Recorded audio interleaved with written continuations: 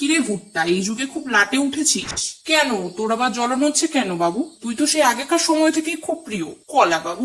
সে তো আগের থেকেই সবার জানা, কিন্তু তুই তো মোটেও আর কম দামের ফসল নস যে 10 টাকায় ডজন খানিক কিনে খাবো। কেন, আগে বুঝে 10 টাকায় ডজন খানিক কিনে খেতে পারতি, এখন পাচ্ছিস না?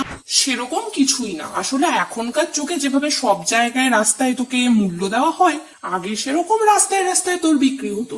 সময় পাল্টে, কাজকর্ম পাল্টে, লোকের মনোরুচিও পাল্টে। হ্যাঁ বটে, তো এতটা পরিবেশ হাহাকার? এ কোনো পরিবেশের হাহাকার নয়, এ হলো খাদ্য রসিক হাহাকার। তাই তো আজ খাদ্য রসিক দামি নামকরা কোনো রেস্টুরেন্টে গিয়ে সে 500 টাকা দিয়ে অ্যালুমিনিয়াম ফয়েলে মোড়ানো চিলি কর্ন খেয়ে শরীর বিষে পরিপূর্ণ করছে। সে তো এখন কেউ খেতে গেলে দেখতে যায় না সকলের সুস্বাদের কথা ভেবে, তার পরিবর্তে কুপ্রভাব নিয়ে চিন্তিত থাকে না।